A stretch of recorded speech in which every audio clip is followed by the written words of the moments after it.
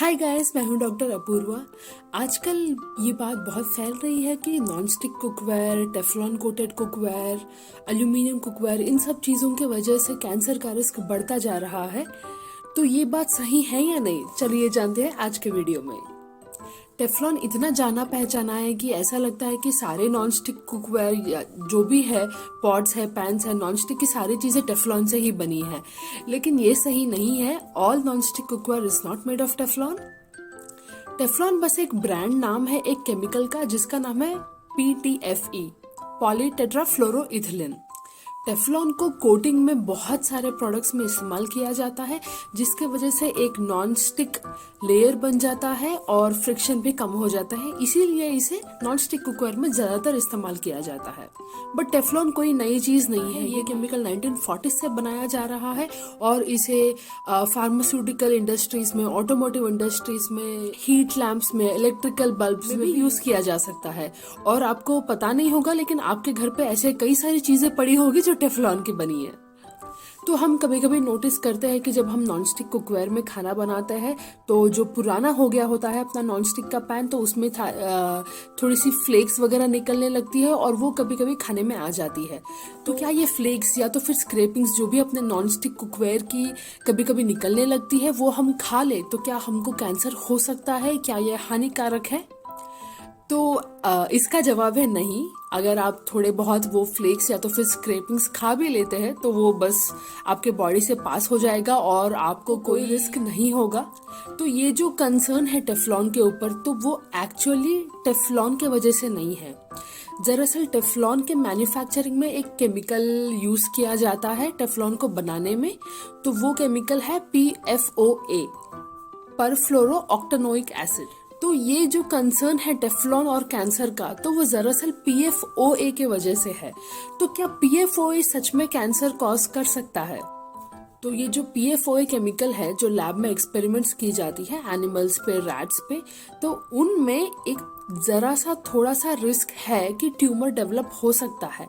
But ऐसा कोई risk humans में, मनुष्यों में बिल्कुल भी नहीं पाया गया है PFOA के वजह से।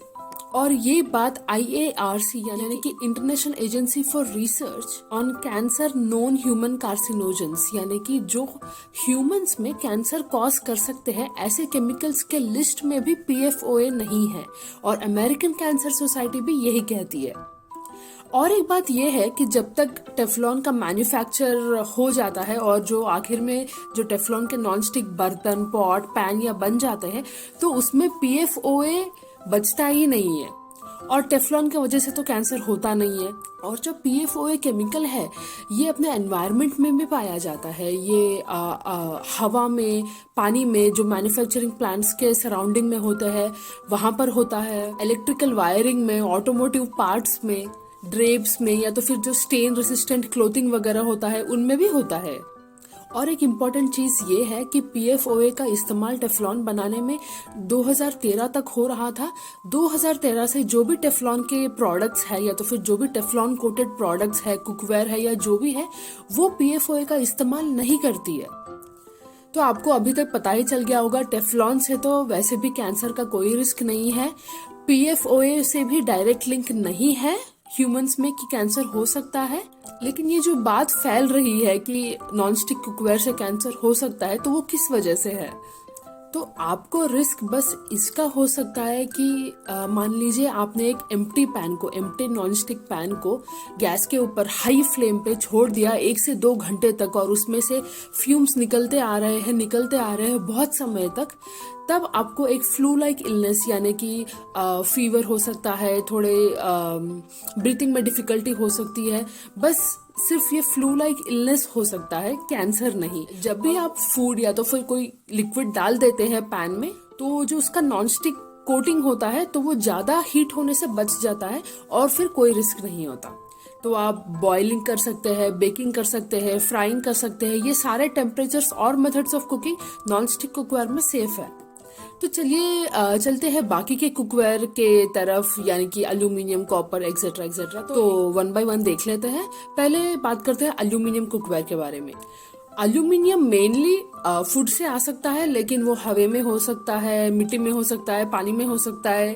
तो जब आप एल्यूमिनियम के पॉट्स या पैन्स में खाना पकाते हैं तो थोड़ा एल्यूमिनियम आपके खाने में भी आ सकता है, लेकिन इससे कोई कैंसर का रिस्क नहीं है। तो अगर आप अवॉइड करना चाहते हैं ये भी स्मॉल रिस्क के एल्यूमिनियम के खाने में ना आए, तो आप एनोडाइज्ड एल्यूमिनियम वाले बर्तन यूज कर सकते हैं। उससे एल्यूमिनियम का लीचिंग और भी कम हो जाएगा। अगला है कास्ट आयरन के बर्तन। तो कास्ट आयरन के बर्तन में जब आप कुक करते हैं तो आपको बेनिफिट ही होगा। जो भी आयरन रहता है कढ़ाई में तो वो आपके खाने में भी आ जाएगा और आपका खाना आयरन रिच हो जाएगा। कॉपर के बर्तन भी काफी सेफ है। कोटेड कॉपर के बर्तन यूज कीजिए, क्योंकि everything is good in moderation, don't over do anything. Stainless steel के बर्तन तो काफी सेफ है, उससे कोई भी रिस्क नहीं है। तो अभी तक तो हमको पता चल गया कि कौन से बर्तन सेफ है। और अगर फिर भी आप एक्स्ट्रा कॉशियस रहना चाहते हैं, ज्यादा सतर्क रहना चाहते हैं, तो ऐसे कौन से मेजर्स है जो आप कर सकते हैं जिससे आपका कोई भी हेल्थ रिस्क, कैंसर ही नहीं कोई भी हेल्थ रिस्क कम हो जाए।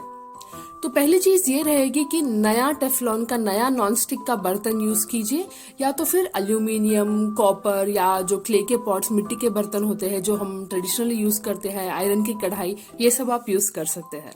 और जब आपका कुकवेयर यानी कि बर्तन नॉन स्टिक का पुराना हो गया हो, प्लीज उसे रिप्लेस कीजिए, नया वाला ले लीजिए। एम्प्टी पैन्स को तवे पे ज्यादा समय तक नहीं छोड़े। और जब आप एक्सट्रीमली हाई हीट में, बहुत ज्यादा हाई फ्लेम पे पका रहे हो, तो एग्जॉस्ट ऑन कर ले, या तो फिर किचन की खिड़की, दरवाजे वगैरह खोल ले। और क्लीनिंग करते समय ध्यान दीजिए कि कोई स्क्रैपिंग वाला स्क्रब वगैरह यूज ना करे, सॉफ्ट स्क्रब यूज करे, जिससे कि पैन का कोटिंग खराब ना हो। सो आज की वीडियो के लिए बस इतना ही। अगर आपको और भी कुछ डाउट्स है, या तो फिर अगर और कुछ जानना चाहते हैं आप, तो प्लीज कमेंट कीजिएगा या तो फिर डीएम कीजिएगा। Till then, stay safe, stay home, stay healthy. Bye.